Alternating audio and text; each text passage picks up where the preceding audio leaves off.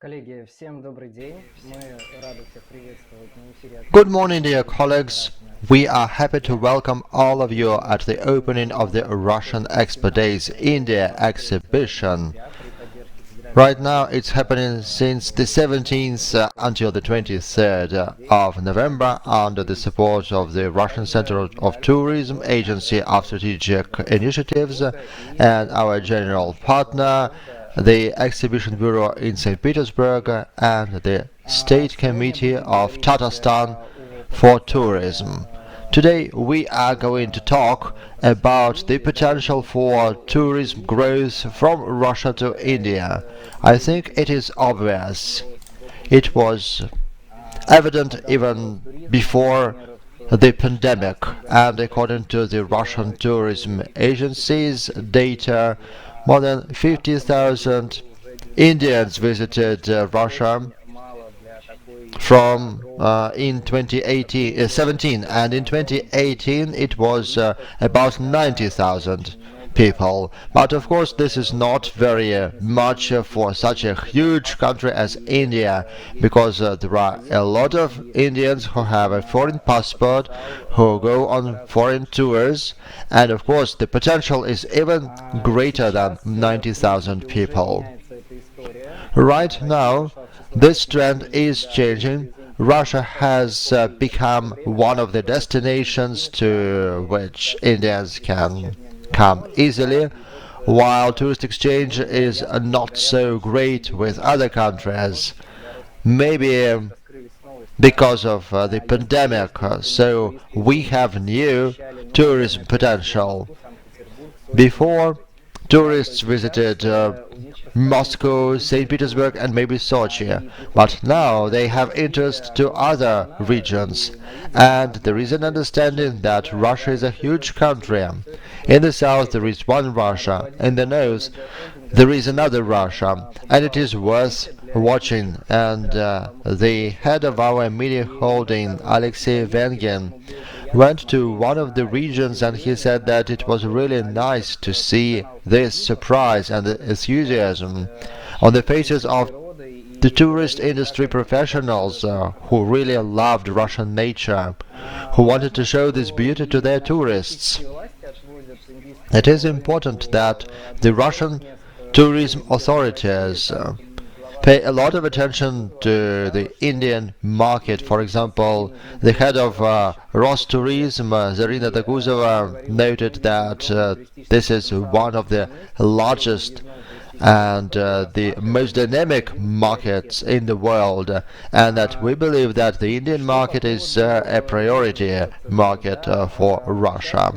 As for visa procedures, fortunately, India is in the list of countries that can get an e-visa for entry to Russia. And for now, the program of e-visas, which was supposed to start on the 1st of November 2021, hasn't started to work. Its launch was delayed because of the COVID-19 pandemic.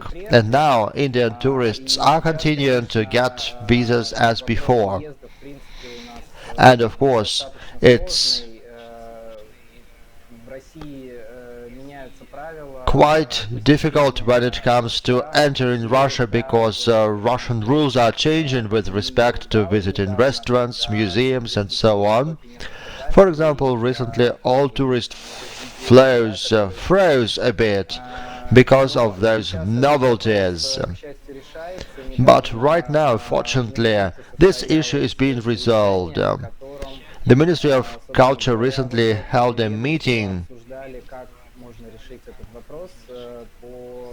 where specialized authorities tried to find a solution when it comes to visiting museums and restaurants for foreign tourists.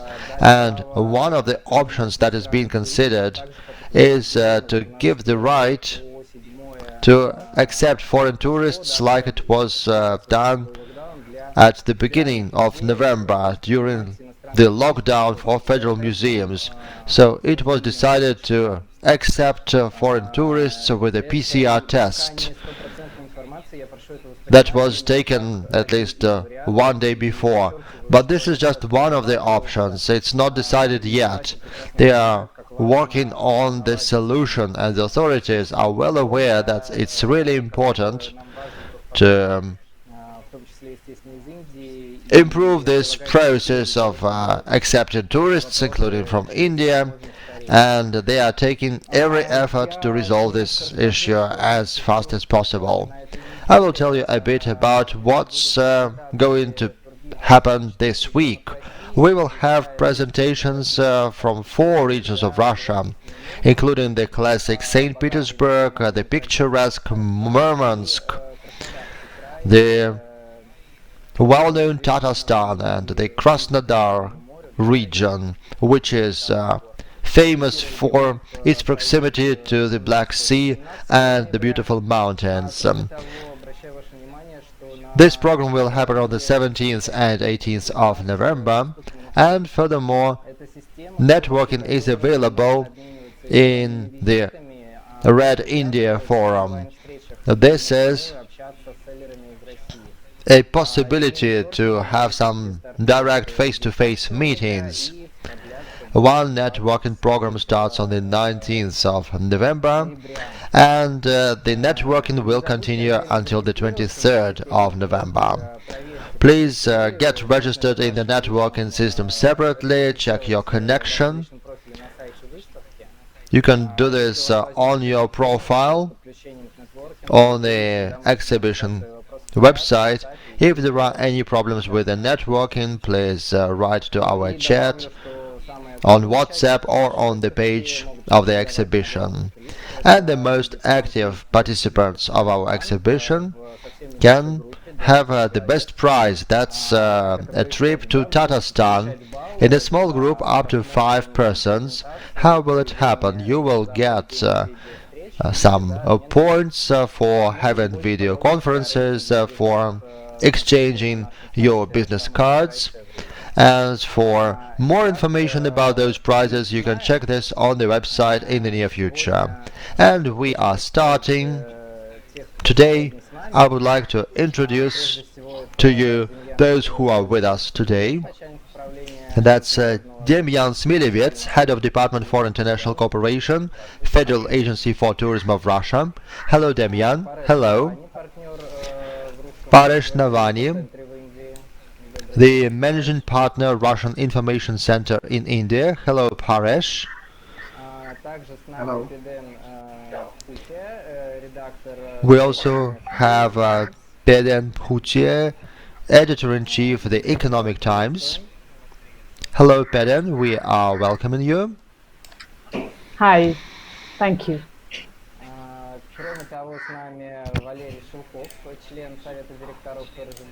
Furthermore, we have Valery Shilkov, member of the board of the tour. Hello, Valery. He will join us later. And we have Head of Department of Regional and International Projects of the Committee for the Development of Tourism of St. Petersburg, Yulia Zaykova. Good morning, Yulia. Hello. And finally, it's Ksenia Tamanova, Marketing Manager, Marketplace for Museums Billetarium. Hello, Ksenia.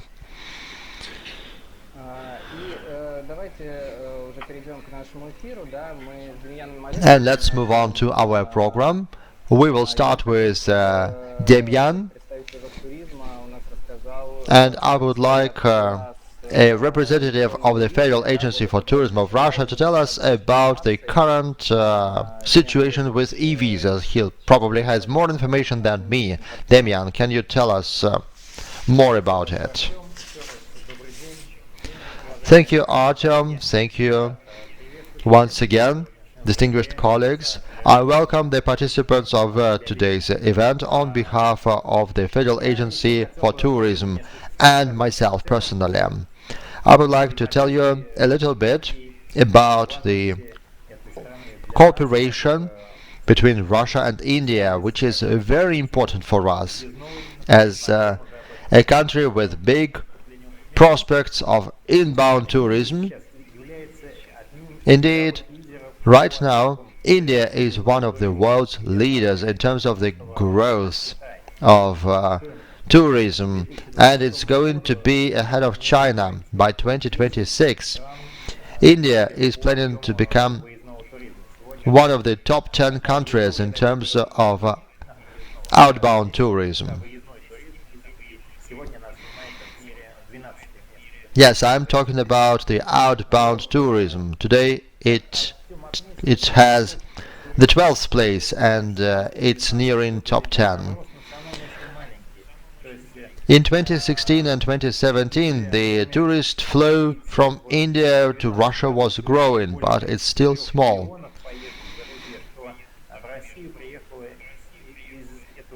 In 2019, Indians did about 33 million tourist trips abroad, but only 91,000 to Russia, which is not very big at all. And right now, our Indian friends understand that Russia is a big country, that you can have a lot to see there. So I am happy that the potential of Russian tourism will be presented at this exhibition, and I hope that many Russian regions will get a lot of interest from our Indian colleagues. According to the Bank of Russia's data, exports of Russian tourist services to India was about $91 billion, and this is the 16th place in terms of the spending of foreign tourists in Russia. Of course, we are considering the Indian market as a very promising one. First of all, because of the friendly relations and the mutual cultural interest between our peoples, developed transport communication, introduction of e-visas, and of course, as Artem said, more than 62 million Indian people have foreign passports, so we will hope that many of you will come to Russia.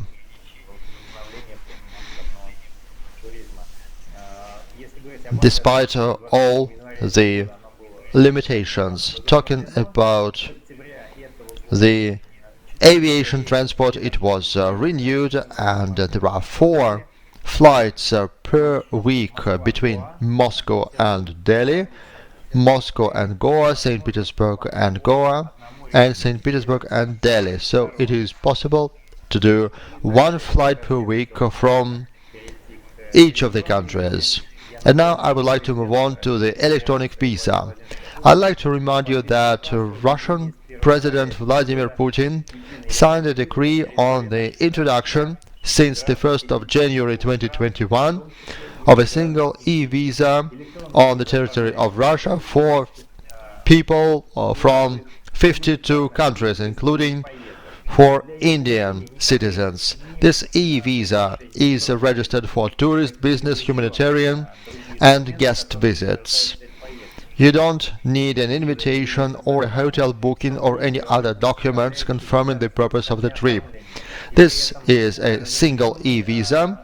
It's valid for 60 days, and the permitted time of being in Russia is not more than 16 days since the entry day. This program was launched in 2017, and it was active in several regions of Russia, that is the Leningrad region, the Kaliningrad region, St. Petersburg and the Far East. And of course there were both pros and cons. For example, the time of being in a region of Russia was only 8 days, and if you came to Vladivostok, you were obliged to leave the country from the same city, which means that if foreign tourists came to Vladivostok and then they wanted to go to Khabarovsk, they had to return to Vladivostok before departing from Russia.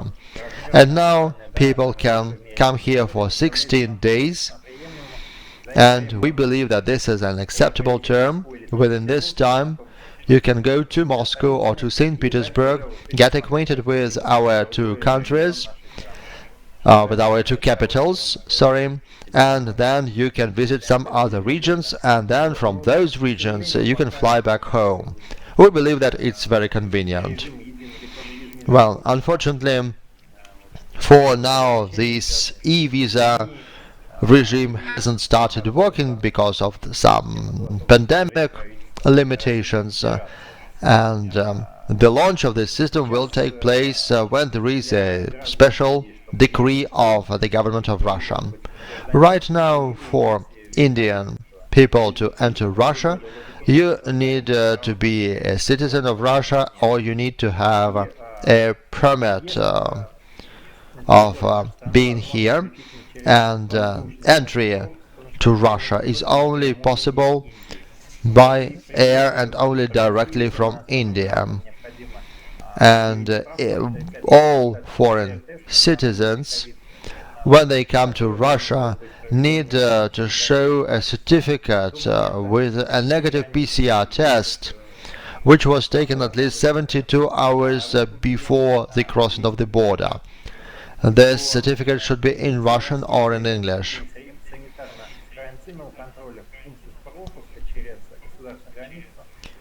And as you come to Russia,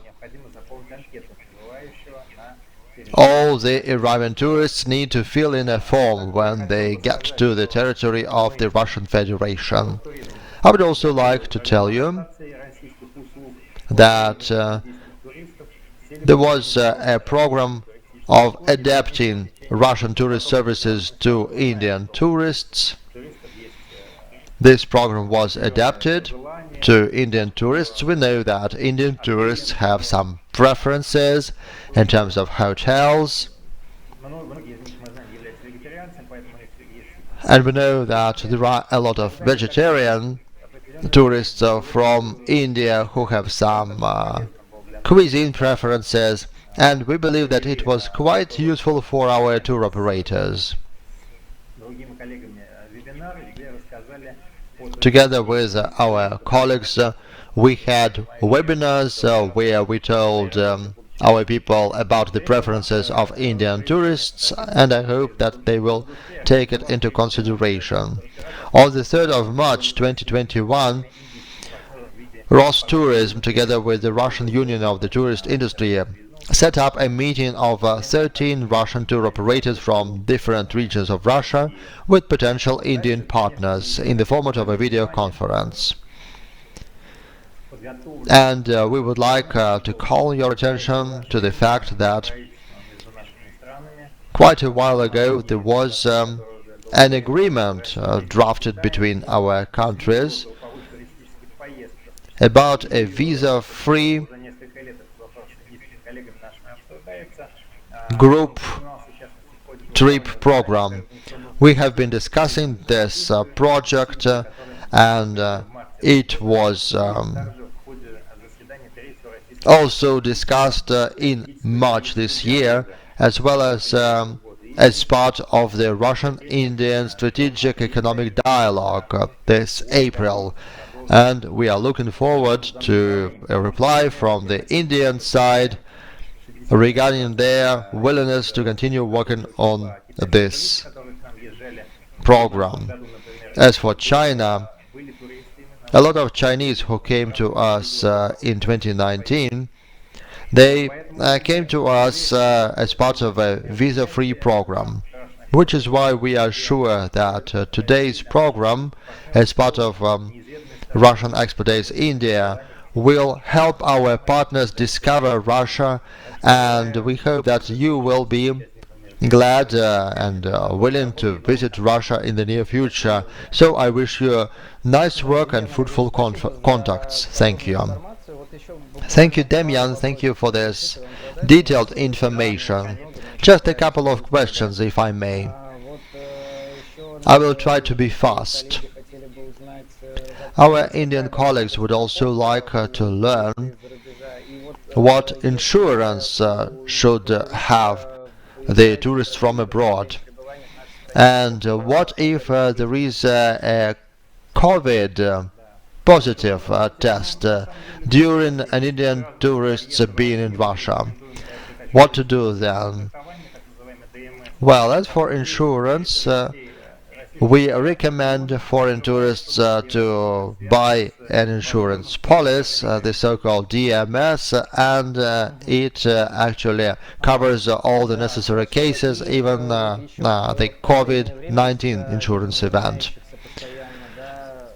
Yes, thank you. And recently, because of the rules that have been changing that are different in different regions, there is a misunderstanding in terms of how often you need to have a PCR test if you are a foreigner who came to Russia for 10 days. And if a tourist moves from region to region, if there is an excursion tour, is it necessary to pass this test every time you enter a new region? Thank you for your question. Well, PCR tests are valid for 72 hours right now. In different regions it's different for each region of Russia. And we also have our web portal Russia Travel, where you have detailed information about the conditions of entering or exiting from a region due to COVID-19. And there you have some conditions on which you can visit museums, restaurants, and other entertainment facilities. So we suggest that before you go to Russia, you see this portal and find all the necessary information there. Thank you, Demian. For those partners who are not acquainted with this website, we will send you the web address. Thank you very much, and we are moving on. And I invite Paresh Navani, Managing Partner, Russian Information Center in India. Good morning, Paresh. Good morning, Artyom. Thank you for having us here.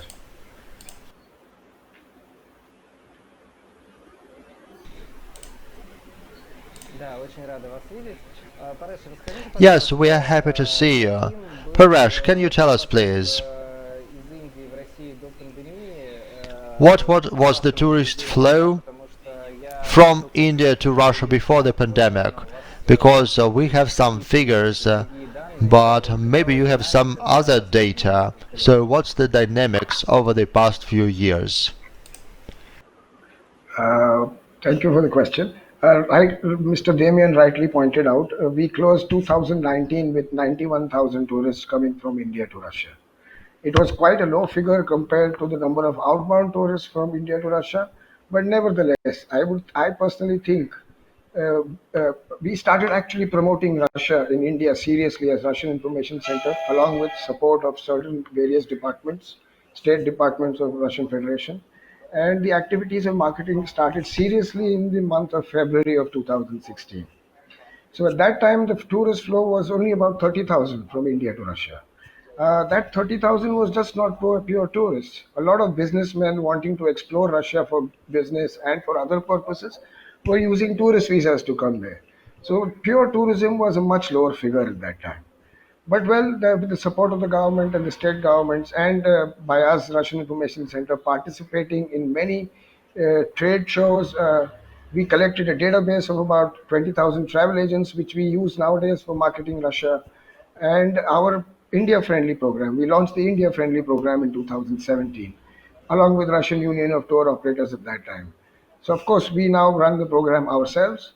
But overall, what we have noticed from 2016 to 2019, there was 100% growth each year, a year-on-year growth of 100%. So it went from 30 to 60 to 90 over a period of 3 years. So as a potential, we see there is a fantastic potential from India to Russia, especially so because a lot of forward-looking Indians and traveling Indians have already covered Europe. If you see the figures from India to Switzerland, or let's say Portugal, or United Kingdom, they are in the millions. So these people have already experienced Europe. So this is our target group now that we should address and increase the flow, and it is possible.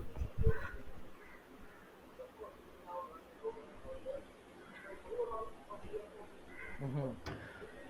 Очень интересно. Вот мы сегодня заговорили о том, That's very что interesting. Today we мы have видим been рост saying туристов, that пути из we Индии can see в growth другие in регионы, demand да. for trips Возможно, from здесь India to Russia to появилось new ограничений, regions. как вы уточнили, Maybe каких-то some restrictions also вот, played a как вы role оцениваете here потенциал because дальнейшего the увеличения other интереса borders were индийских closed. туристов So, именно what's the к potential новым of регионам, interest которых of никогда не Indian приезжали, tourists to не new приезжали? regions to which they never came before? That's a good question. In fact, Russia opening up borders for India quite early on, in this year. I think it was February of 2021 when Russia opened the borders. At that time, there was no other country practically in the world which had opened borders for Indian tourists. So this definitely did help the movement from India to Russia. But one more change we noticed was due to this pandemic and due to the further levels of interest of Indians in Russia and the cost factor being the same, like the Russian ruble and the rupee having the same value. What we notice is people have started extending their trips. So normally it used to be Moscow, St. Petersburg only. Now, during this period, what we are noticing is that people are asking us for a third destination. So Sochi is one of the destinations that people were already asking before pandemic. That has grown up. One other point to notice we had was that we noticed that the aurora lights, Murmansk was picking up strongly. A lot of people wanted to see the night lights, especially in the month of March, since there was not many other options either. So yeah, there is a good amount of potential for new regions in Russia. People are talking to us now about Baikal. People are talking to us about Crimea now. So yes, there is a demand, and it's absolutely the right time to keep this activity going in this Indian market, to continue that interest and further build on it.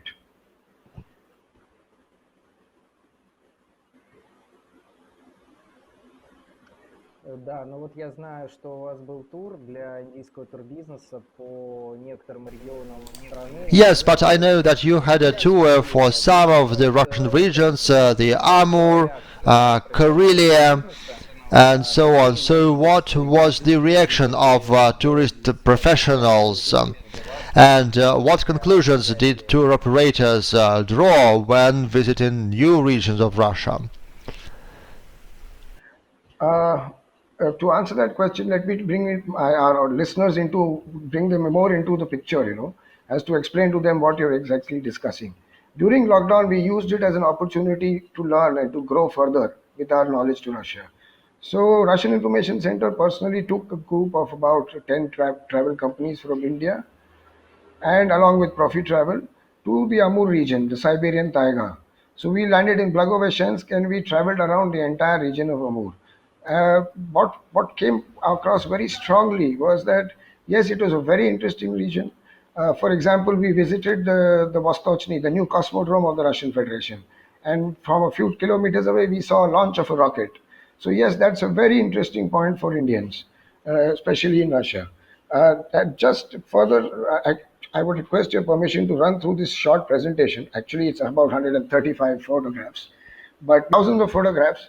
During the last 6 months, we traveled about 16,000 plus kilometers by air across Russia, visiting various cities. I personally drove 12,500 kilometers to various regions of Russia. And quickly, for my Indian colleagues, I would like to run through uh, some images and photographs and some memories that we had. So here goes. So this was about our fam tour to Russia. You can see the rocket launch pad of Vostochny in the background. That's the Amur River, which was very interesting. We had a very long tour. We went and spent a few days in the Russian taiga. This is the Cossack community from India, which invited us home for a cultural day. This is us traveling through the wilderness of Siberia. One thing very interesting for India to come to a place for 1,000 kilometers, there is nobody. And all is the whole world belongs to you. That's the feeling you get. You also get a feeling that you're very close to God. since you're the only person in nature at that time. I'll quickly run through these. Quite a lot of photographs here. That's our visit to a Sami village. We traveled across the taiga in a tank because 4x4s and other vehicles can't go there. That's us doing a wheelie in a speedboat. It's actually a jet boat, and the water here is just 3 inches deep. So you can walk across this river and making it very exciting for Indians to have a picnic and a day out. That's some glimpses of the same area. That's the Reindeer Park, and on the left, if you see, we have one of our colleagues riding a reindeer as well, like a horse. That's them cooking for us. That is us having our lunch there in the Sami village. Some shooting targets, which is very good in Russia. This is another very interesting thing we had in Amur. We went gold digging. So we managed to visit a gold mine. They took us around the place and we got the opportunity to look for gold ourselves. That is part of our travels. That's an off-road vehicle that they used in those regions. That's the truck we used in the gold mine. We had a classroom session where the local teachers taught us some English, some Russian, translated to English, and we learned some numbers and characters from the Russian language. We had a tournament with them. We played chess. We played table tennis with the local boys and girls. We had a volleyball match. So overall, the experience of Amur was fantastic. We felt very welcome. There was a lot of hospitality. People were very interested, and this would be a lovely destination. We also managed to drive a train in that region. So yeah, it is very interesting. I think it's ideal for us, for Indians, this region, because there's a lot of activity, a lot of interactive things to do, very unique objects that you can find here. Let's back to this. That's a photograph of the rocket launch that we saw. The other region I managed to personally visit this year was the Kafkas region in the Mount Elbrus part. So I drove from all the way from Pyatigorsk to Azov and then to a region called Danbai, which reminded me of parts of Himalayas, although they are quite unique compared to our Himalayas. So this is another interesting region for Indians because we love to go to the mountains in the summer especially. And since Mount Elbrus has snow all year round, it is a very interesting destination for Indians, especially in the month of May and June when it is 40 degrees in India. We would love to go to snow. So yes, that is a very saleable destination for Indians. These are some glimpses of the city that we visited along our drive. So if you see, there is a very good mix of gardens. The nature is very nice. We have heritage streets. There is a lot of culture that is found in the place. Elbrus for my Indian colleagues, which is the highest mountain in Europe at 5,900 meters.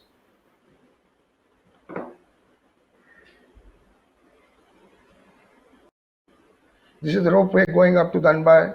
So another region where you can have snow, or place where you have snow all year round, which I will share with my colleagues in a few snaps. If you notice here, that is us. It is actually about 30 degrees down in the mountains and on the plains, and it is snow up here. And it takes only 10 minutes to come up to this point by ropeway. And you can go further up. You can take a snow slide, a snow scooter, or you can take a roto track to go higher up in the mountains, which is also, for example, this is where around 8 to 10 tourists can sit together and go further up the mountain without having to take the risk of walking or, even any exercise. It's so easy.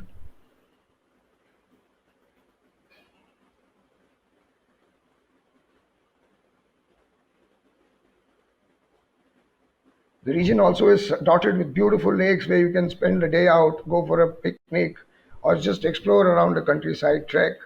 This is an example of the food we get. On the left side is a paratha. It tastes exactly like an aloo paratha from India. And this is in the Kafkas regions of Russia. So food will not be a major challenge, especially for the non-vegetarians, or the vegetarians for that matter. So gushing brooks, rivers, suspension bridges, they have it all. I think it was a very beautiful experience for us. I'll just quickly run through all the slides because this is another region we visited, Golden Ring. This is around Moscow.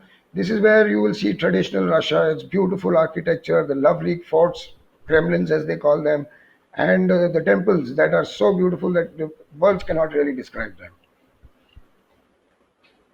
This is near Twer. We visited Night Bulls, motorcycle rider myself and a racer by profession when I was young.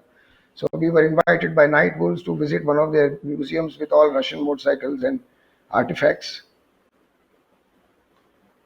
Yeah, that's the famous Ural motorcycle from Russia, which is a two-wheel drive motorcycle, which would be very interesting for Indians. You can't really slip or fall from that bike. That's a monument to Afanasy Nikitin. A quick word about him. He was the first white person to reach India, even 27 years before Vasco da Gama. Although everybody thinks Vasco da Gama was the first white to come to India, it was actually a Russian. So history between and the connection, the cultural connection between India and Russia starts from the year 1467. So I think we have a lot of history to catch up on now as well.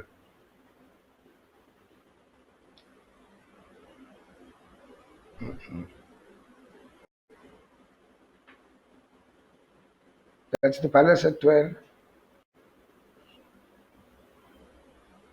Some glimpses of the temples inside them. If you really go to, if you ask my personal opinion, if you compare Russia to the rest of Europe, Europe has got one style.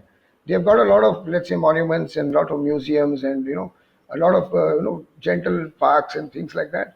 But if you really compare Russia to Europe, Russia has got a bit of everything. Just like India, you have deserts, you have mountains, you have Lake Baikal, you have the sea, the ocean. You have almost everything that a tourist would like to see. While if you compare that to Europe, I mean, if you've seen Berlin, you have almost seen Frankfurt. It's nothing much great difference. The museums, if you say. So, in terms of variety and options that are available in Russia, there is no in the Europe, in the whole of Europe, is what I wish to say.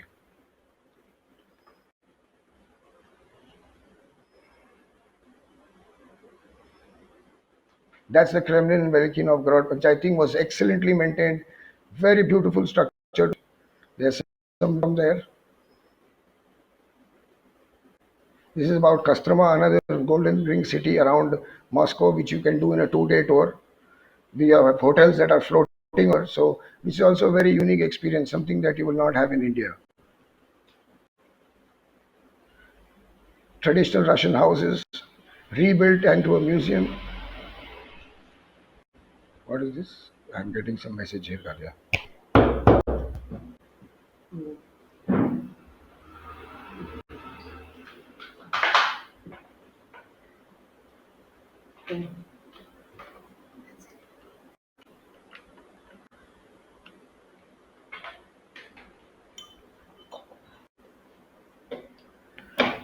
Right. So yeah, that's I had to present.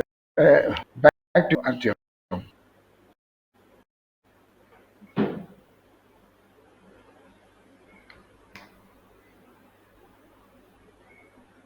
Hello, am I there?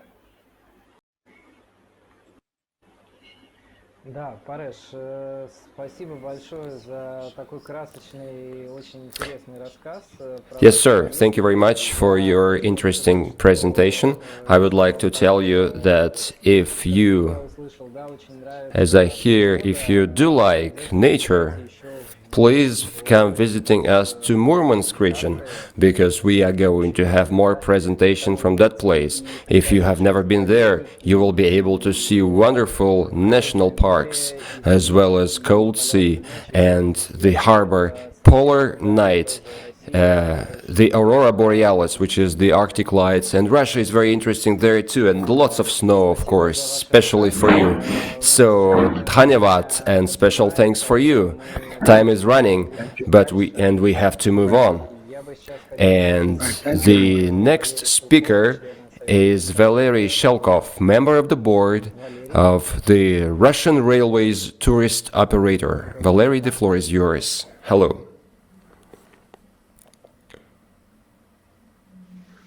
Валерий, Hello. нас слышите? Good morning Valery. from. Hello. Hello. Да, отлично. Валерий, я Good, знаю, Valery. что I know за время that пандемии, да, очень over the много pandemic times, поменялось, a lot и компания has changed, RZ очень and много RZD Tour тоже has done a происходит. lot. Расскажите, что in this regard. What's new? The Indian tourist is going to see if they opt for the railroad track travel across Mother Russia.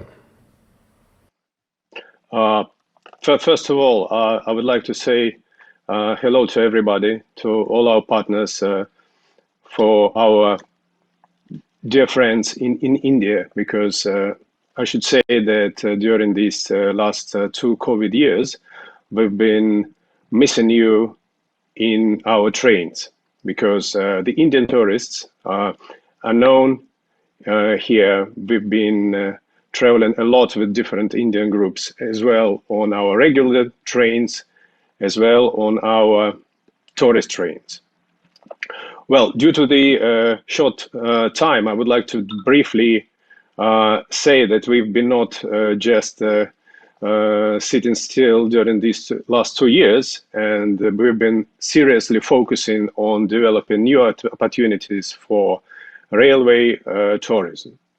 So we've been developing new routes. We've been developing new trains, and I think during last year we launched about 15 new tourist cruise trains, particularly mostly focusing, of course, on domestic audience, but they all are done in a budget segment. So, for example, we seriously worked on developing routes towards Russian North. So we now have a cruise train to Karelia weekly. We now have weekly train to northern cities of Pskov, Novgorod, and Yaroslavl. We last week we've launched a new winter train to Vologda area, where Russian Santa Claus residence is located. We done a circle route for January. We're going to run 4 trips, which includes starts from Moscow, going to Novgorod, going to Karelia, Sortovala, from Karelia going to Petrozavodsk, then going to Arkhangelsk up in the Russian north, and then going to the residence of Russian Santa Claus, and then making stop in Kostroma and returning to Moscow. That is our part for our winter program, because as Russian tourists as well as all international, they want to see Russian Santa Claus. They want to see lots of snow. They want to have snow funs. They want to see northern zoos. They want to meet different national products from up Russian north, and that we can provide with our train. Our train going there is a brand new train built in June this year. It's a nice double-decker. Unfortunately, I can't launch the presentation, but if our contacts are well known, we will be happy to provide with all information with all our budget trips. And what is important also, that all these trips are basically done on the basis of like weekend cruises. So the people do not spend in the train more than 2 nights, sometimes 2.5 nights. So what I should say, which might be interesting for all operators, that one of these trips could be a good addition to any of your trips traveling to Moscow and St. Petersburg. For example, now we have a lot of inquiries, particularly for this segment. So people planning to come to Russia for 10 days, and they're looking for a chance to take a 2 or 3 day trip from out from Moscow or out from St. Petersburg, which is also available.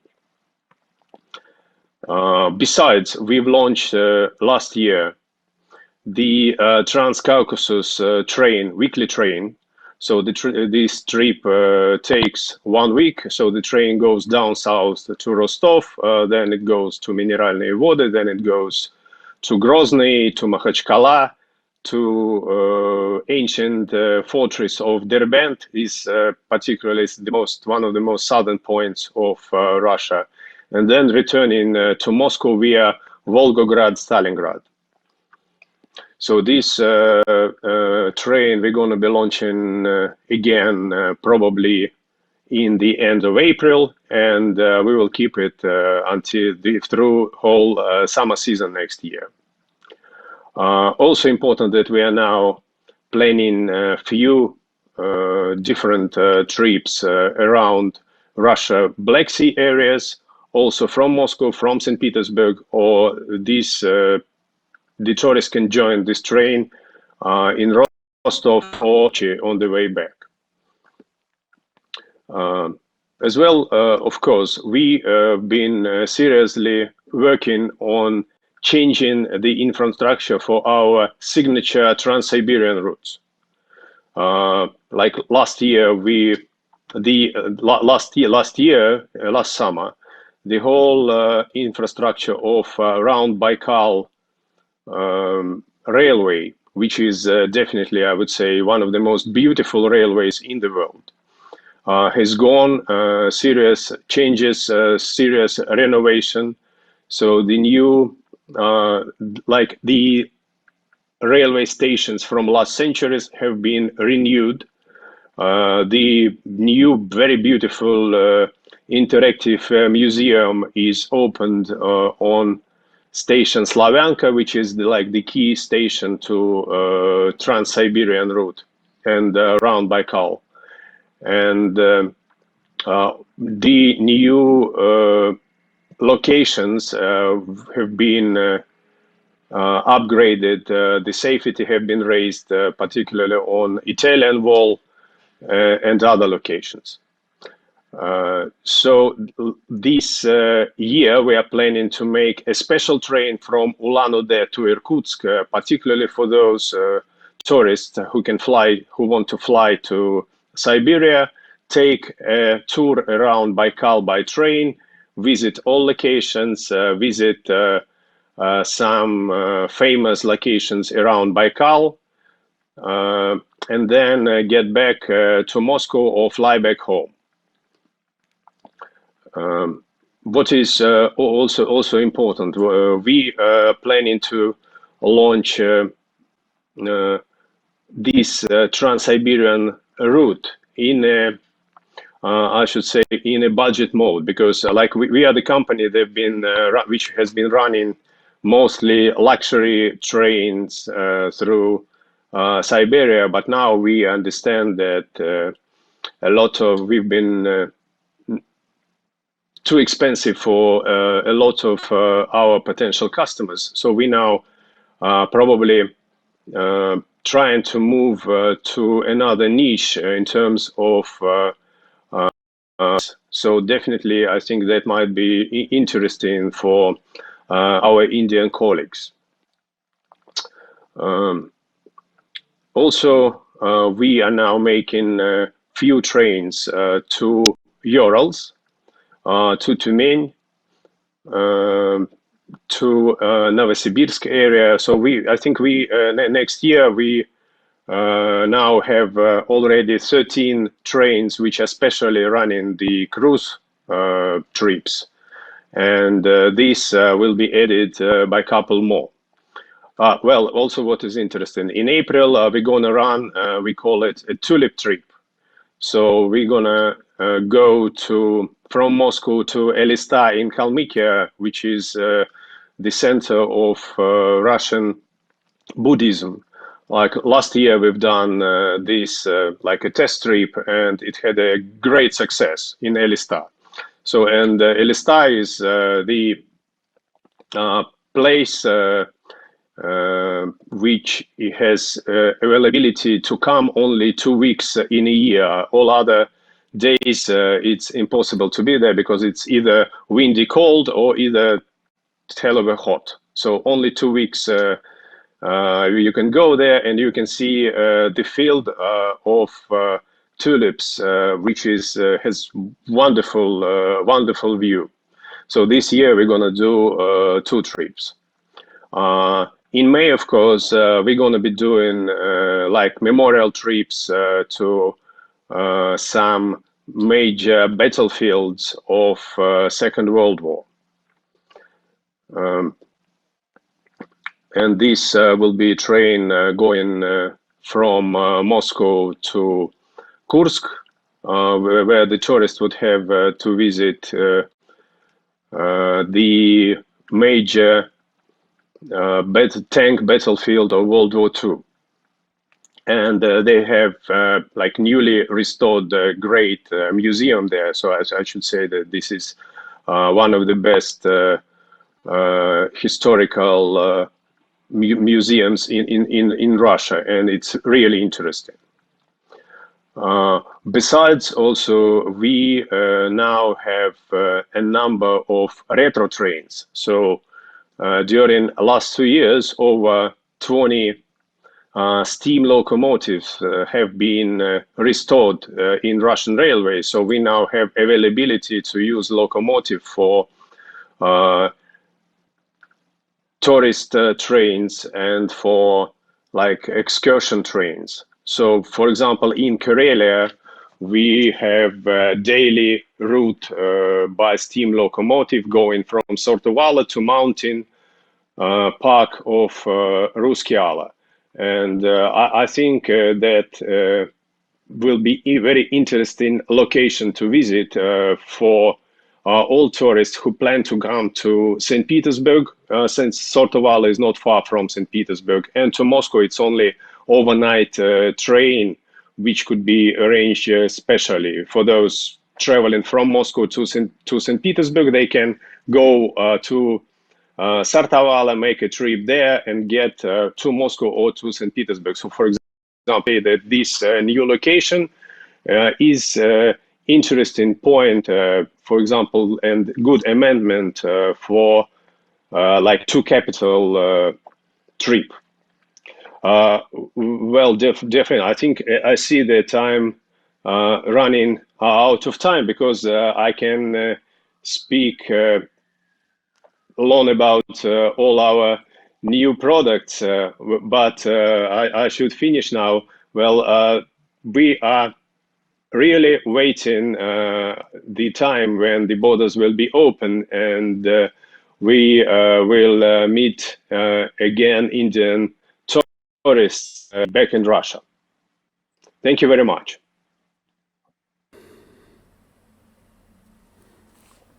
Да, Валерий, спасибо. Вы очень Yes, вкусно Valerie, thank you very рассказывали. much. Сам Your захотелось trip was very, very interesting, and I would like to be a passenger on your train to watch to watch flowers and tulips, Ulan-Ude, the Buryat Republic, Baikal, and Volgograd. Thank you very much for your presentation, and I would like to invite редактора The Pidem Putia, the editor of the Economic Times. Namaste, Pidem. Hi, hi. Да, вот в 2019 году Yeah, Пидем back in была 2019, Pidem had a fun trip in Moscow, Yekaterinburg, and the Crimea. Could you tell us what are your personal, how to say, myths about Russia were dismayed during the trip? I wouldn't say that I had any myths about Russia because, I think as, in India, we had a wide exposure to Russian literature. So it has had a huge influence on many people like me, who were born in the 80s and the 90s while growing up, because, of course, being a student of literature, I was familiar with Leo Tolstoy's War and Peace, Anna Karenina, and of course, Anton Chekhov, Dostoevsky, Gogol, Pushkin. So we've read them all. But what I remember very fondly is when, my father had subscribed these Misha and Sputnik comics for me. So Misha was this comic that we used to get. I think Misha in Russian means a bear, right? I'm not too sure about it, but I think it means a bear.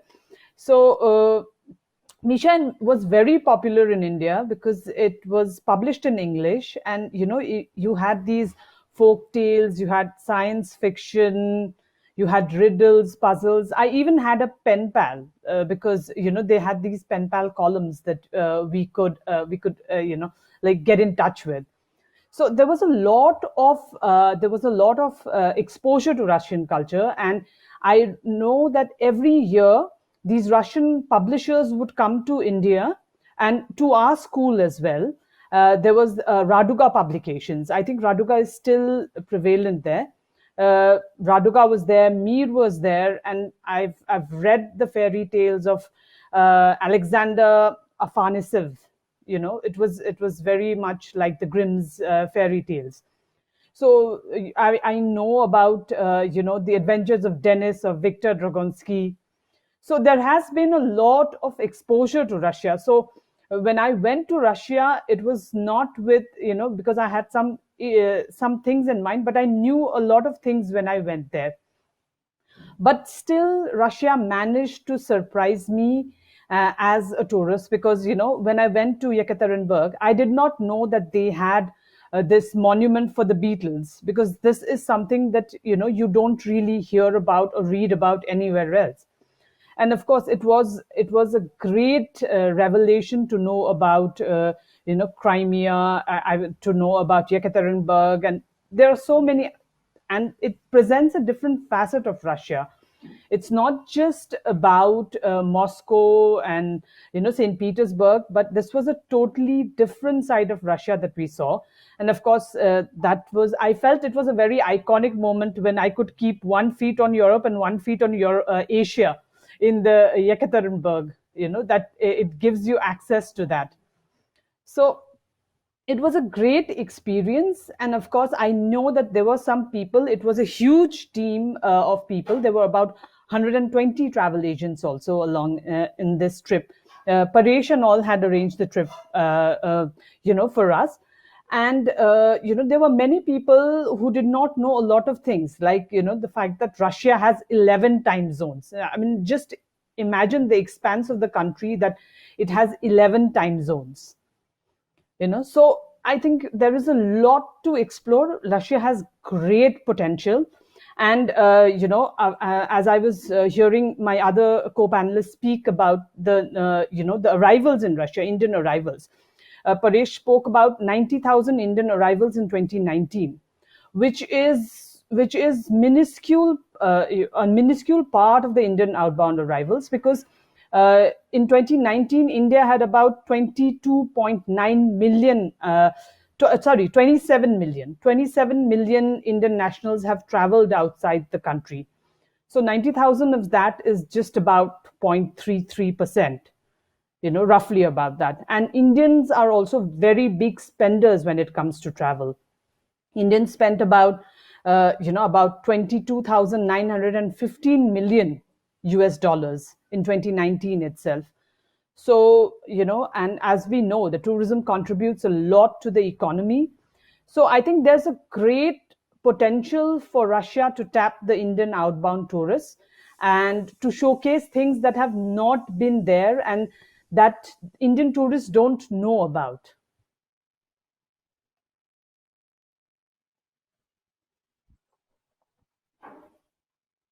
Мгм.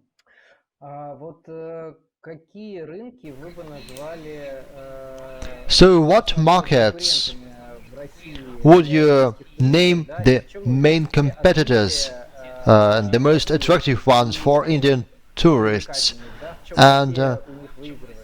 what's the attraction of those Russian regions for Indian tourists? I think many of us, we've read about it. There's a lot of talk about, like Valerie mentioned before, the Trans-Siberian Railway. The trip from Moscow to Vladivostok. It's supposed to be one of the most picturesque routes there. So I am very happy to hear that there is more an economical train coming up for Trans-Siberian, because of course there are many people who would not be willing to spend that kind of money maybe. But if there is a cheaper version of it coming, an economical, more economical version of coming, I think there would be many Indians who would jump onto it, because that's something that we've read about, we've heard about, and there's a lot of chat going on about it. Of course, Crimea is also a beautiful place. It's not for nothing that it's called the Russian Riviera. So, I've heard that in Crimea they said that the czars and the emperors, each of them had their holiday homes built there. I'm sure it's because, and I saw it for myself. It is indeed the pearl of the Black Sea. It's a beautiful place. Yekaterinburg, of course, I really like the place, and it's a UNESCO city as well.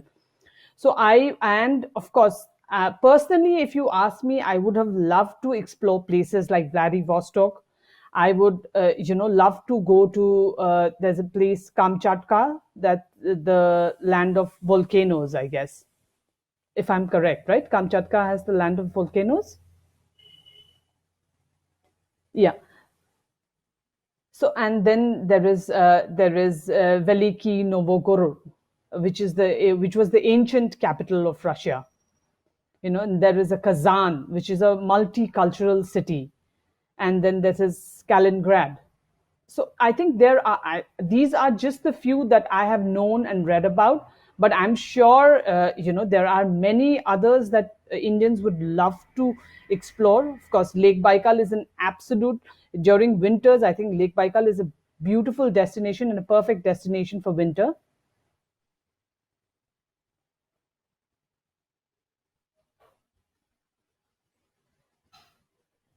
Мгм.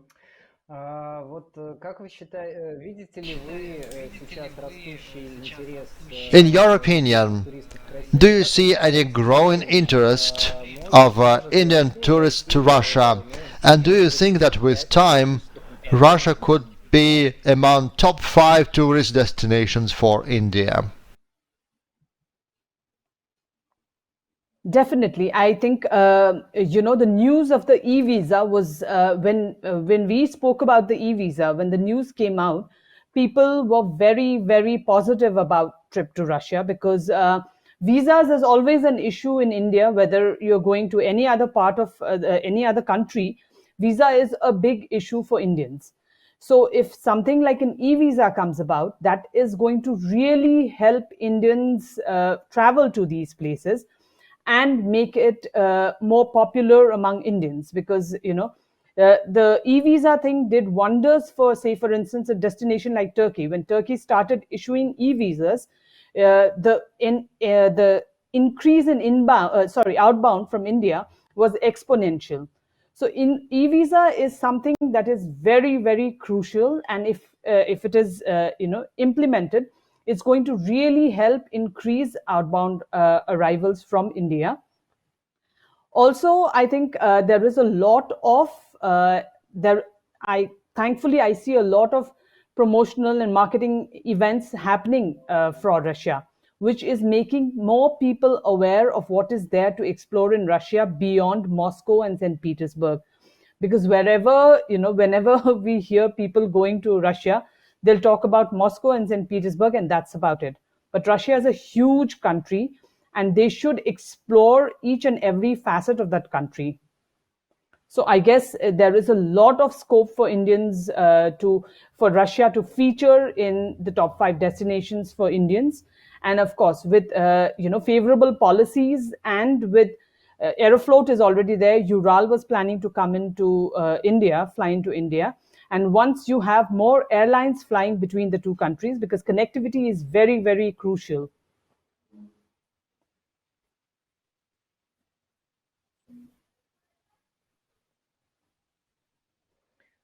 Педен, спасибо. Я думаю, что всем было интересно услышать такой Thank you взгляд very much, Peden. I think that everyone was curious индийского туриста to listen to this view of the и Russian interests for Indian чуть tourists слушать более because this is the view of a tourist and a journalist, which is very sharp and interesting. Thank you very much for your talk, and we are moving on. And now I invite Yulia Zaykova, Head of Department of Regional and International Projects of the Committee for the Development of Tourism of St. Petersburg. Yulia, hello again. Hello, dear colleagues. I'm happy to welcome you on behalf of the Department of Projects of the Committee for the Development of Tourism of St. Petersburg. Our city is always eager to welcome tourists from India. We love this destination, and I hope that today's event will help us boost our tourism cooperation. Yes, indeed, St. Petersburg has been traditionally one of the most popular cities for foreign tourists, including Indian tourists, because this is one of the major hubs of Russia. And now, when transport is quite limited,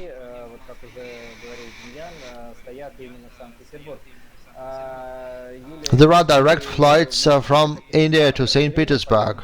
Yulia, are you aware of any plans to expand the flight program between India and St. Petersburg? That's right.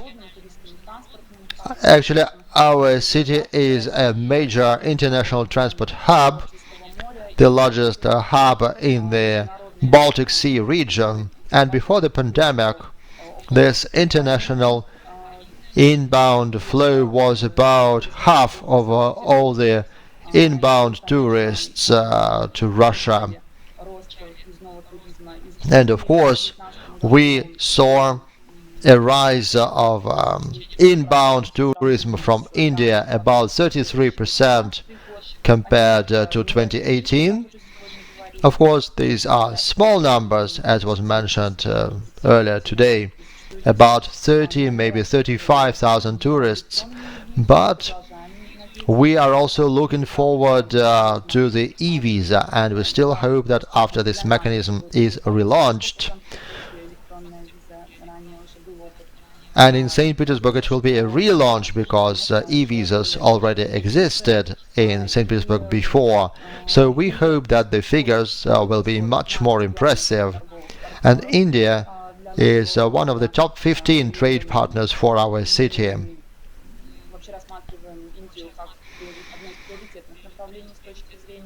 And we consider India as a priority location in terms of the growth of the tourism flow, and we would like to demonstrate all the cultural diversity of our city, which is still a well-known international leading tourism center. Even in 2020, we got the World Travel Award, and we were recognized as a leading city with a lot of historical and cultural heritage. And this year we confirmed our leadership. At the European stage, we were recognized as a leading European city with cultural and historical heritage, and a desired city for long trips. And of course, we are looking forward to a relaunch of exchange, because today it was announced that the flights are permitted. And as for St. Petersburg, Delhi and Goa, for now there are no direct flights. As far as we know, tour operators and airlines are considering the options for launching direct flights. We understand that this is an issue of mutual agreement. We hope that an agreement will be reached in the near future. And for St. Petersburg, it's a new destination, because before there were just some charter flights, and right now we hope that this will be a lot of direct flights. Yes, Yulia, for all foreign tourists, including tourists from India, safety is paramount. And I'd like to remind you that St. Petersburg was the first city of Russia which was included in the Safe Travel program. And this is where the international safety program for tourists started in Russia. So I believe that right now it would be interesting to tell us that St. Petersburg is actively developing a tourism area. And along with the traditional programs that many Indian tourists saw, this city is also offering a lot of new tourist products. Can you tell us more about them? About the programs, tours, routes, new locations that emerged in St. Petersburg and that would be of interest to Indian tourists? We would like to point out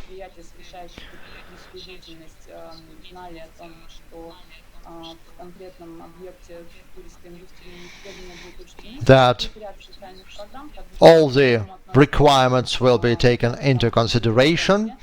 There is a special program called India Friendly, and a number of St. Petersburg hospitality locations are members of this program. And of course, we are developing new destinations.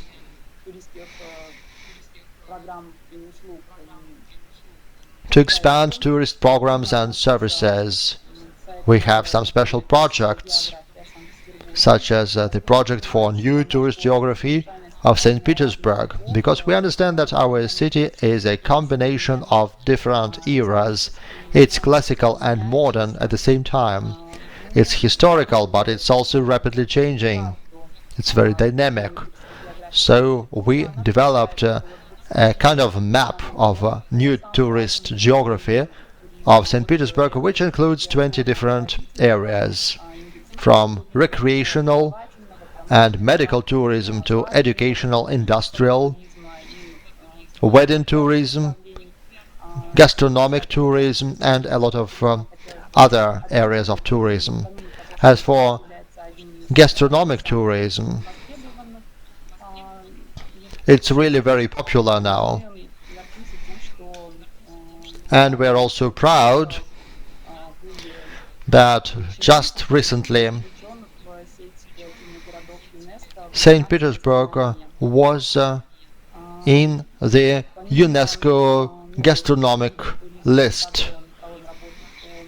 Along with the new types of tourism, we are also working on popularizing new locations, or locations that existed before but were not so much in demand among tourists. We are integrating various locations in the up-to-date tourist map. For example, Kronstadt, with its flagship project, the island of Forte.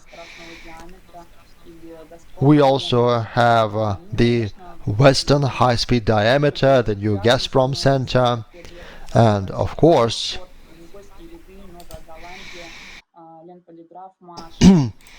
some new projects and locations such as the Vasily Ostrovsky market and a lot of others are also becoming part of this map. This is an ongoing process, and the new tourist map is being updated all the time as we have talks with St. Petersburgers and the guests of the city.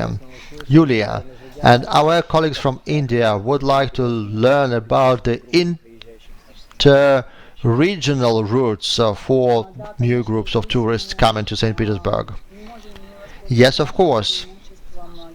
And here we would like to tell you about our advantages in terms of their geographic location, because St. Petersburg is a gate to Europe, and it was established as a bridge between Russia and Europe. So we have convenient transport location, and there are a lot of important factors here. We are together with other regions here. We have some joint programs. One of our new projects is the marketing campaign that we launched together with the city of Moscow. And St. Petersburg and Moscow are cities with excellent logistics between themselves. This is a Russian travel hub which accepts more than 80% of foreign tourists, and our cities have a rich cultural agenda. We have prepared a calendar of events, and there is a huge diversity of offers. There is sports and business tourism. All of that can be offered to tourists, including tourists from India. And you don't have to choose between Moscow and St. Petersburg. These are two destinations of one big voyage. And this project is a kind of a meccano from which everyone can combine what they would like to have. And we are not limited by interacting with Moscow. We also have a project called the Silver Dwelling of Russia, and this project includes a group of routes uniting historical centers of the northwest of Russia, and there are unique monuments of history and culture, unique natural facilities, including those included in the UNESCO World Heritage List. And because the e-visa will have 16 days, it will be enough for different routes, such as the Silver route and some other routes, and St. Petersburg could be a departing point for your journey across Russia. Thank you, Yulia. When the e-visa is introduced, all the issues will be resolved much faster. And now I have the last question to you. Starting from the 15th of November, a QR code is necessary to visit museums, and since the 1st of December there will be the same rule for restaurants. I understand that right now it is impossible to answer the question of what to do with tourists from abroad, but as far as I know, and Sergei Korneyev said that the Committee on Tourism from St. Petersburg, together with Rostourism and colleagues from Moscow, are talking to Profi.Travel, the Russian Health Authority of Russia, to have special conditions for foreign tourists during the pandemic. So, do you have any information whether you were able to make any progress on this issue? Are there any options? That's right. We are in close contact, and we are working on these issues, and we hope that in the near future a decision will be taken. But right now we keep working on ensuring tourist safety. This concerns the safe being in our city, the safe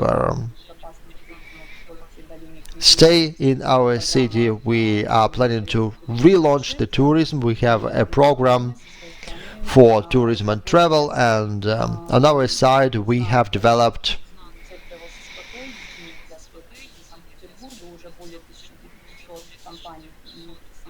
a special project. There are more than 900 companies that have this specific logo for safety, and there are some safety procedures developed together with Profi.Travel, and also we work with the World Health Organization and the UN, and all the facilities and locations that joined this program inform visitors very visually that their services are in line with the necessary safety standards. There is this sign, this logo, showing that this is safe. And we hope that our city will attract more tourists while ensuring their safety. And we will be happy to see you in St. Petersburg. Thank you, Yulia. Dear colleagues, I think that through common effort, Rostourism, the Committee for the Development of Tourism of St. Petersburg, and Rospodrebnadzor, we will be able to make some progress, and we can introduce some simple unified rules for accepting foreign tourists and their visits to museums and restaurants. I hope this issue will be resolved, and I thank everyone for joining our program. I would like to say thank you to all our speakers for being with us, for giving us a lot of interesting information. And I would like to remind everyone that our exhibition is only starting, and right now we will have a performance by Ksenia Tamanova.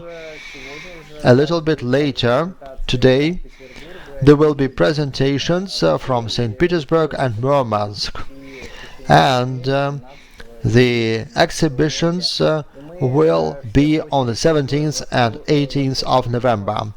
And we recommend everyone to use the possibilities of our unique networking system, which will help us organize online meetings with professionals of the Russian tourism business. You can exchange business cards and start networking and maybe reach some agreements. Please get registered in the networking system, introduce your company to this system, and all the participants can exchange contacts with Russian travel companies and start video conferences. And I will remind you that they will take place on the 19th, 22nd and 23rd of November. And the most active participants of the networking system will be able to win the main prize of the exhibition, a fun trip to Tatarstan. So to win this prize, please be active on the exhibition, set up meetings and exchange business cards. And in the near future we will have a rating of users on our website so that you can keep track of who is having chances of winning the prize. Also, at our exhibition you can get a diploma of an expert for Russian regions. For that you need to watch at least 2 broadcasts on air live, and you will have a diploma by the end of our meeting. I hope everyone fruitful days and successful networkings at the exhibition Red India. And the next exhibition is dedicated to a review of Russia, and our speaker, Ksenia Tamanova from Bilitarium, will tell us what Russian cities, that is Moscow and St. Petersburg, why are they interesting to Indian tourists. And we will tell you about some things that will make a trip to Russia even more comfortable for Indian tourists. Thank you and see you again. So, hello, dear colleagues. Thank you a lot. Nice to see you, everyone. Yes, I represent Bilitarium, a marketplace for Russian museums. And today I'll tell you about attractive tourist destinations in Moscow and St. Petersburg, and about modern digital solutions for tourists in Russia, and describe in more details our innovative service Bilitarium. So about e-visa, we heard it before, and I skip it. So we believe that museums in Russia are one of the things that attract tourists to our country, and I'll tell you about some of them. Some of the new points of attraction in Russia in Moscow and St. Petersburg that might interest you. So the first is Panorama, the highest observation deck in Europe on the 89th floor, with the highest ice cream factory, the panoramic view of Moscow, and AR right on your smartphone. The next bunker, 42, is the real bunker. You will visit Stalin's office, can see imitation of a nuclear bomb explosion and nuclear missile launch that definitely won't leave you indifferent. And the Museum of Contemporary Art, Garage, is mainly focused on Russian, modern and contemporary art, but it also contains exhibition of international artists. And last but not the least, the Grand Maquette, the largest model of Russia in the world. Its total area is something about 800 square meters. There are cities and regions of Russia, more than 200 trains pass along the routes. It's amazing. And my theme is there are a number of digital platforms on the Russian market that will make you visit in Russia even more comfortable and interesting. So the slide shows 4 of them. It's Ruspass, Easy Travel, Road Travel, and Billetarium. So the Ruspass is an online travel service and a new handy planning tool for trips to Moscow and other Russian regions. Using Ruspass, you can create a route, make a hotel reservation, book an air or train tickets, fill the form for e-visa, and so on. Easy Travel, the next, is an open platform that allows everyone to create audio guides for free. And you just install the free app, find audio guides in your language, download it, and done. The next, Road Travel. Yes, the platform enable interactive routes for road trips, staycations, city breaks via an online marketplace of curated routes. Powerful and versatile routes, designer, industry unique, budget optimizer, support for community driving and premium content. And it's integrating with car navigation system with autonomous transport in mind. And our project is called Billetarium. It's a marketplace offering tickets to museums from all over the Russia for tourists and travel companies from all over the world. Initially, since 1993, we worked as a Russian tour operator for inbound tourism, but during the pandemic, our business stopped, and we began to think how to transform our business to be efficient and profitable in future. And we decided to use our great advantages, our direct contracts with the main museums of Moscow and St. Petersburg, and we decided to develop a digital platform, a marketplace for Russian museums, and call it Billetarium. The platform presents museums from all regions of Russia, and services are available for purchase from any country in the world, and any convenient currency languages will be available here.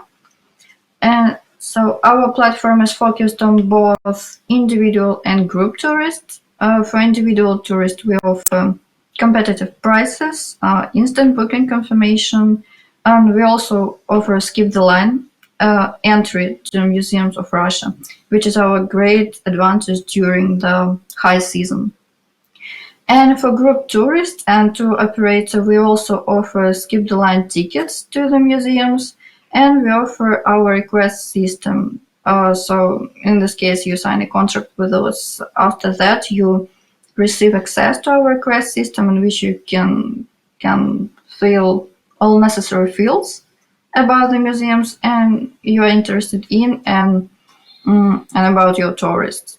And then we confirm your request, you pay by invoice, and your tourists go to the museum.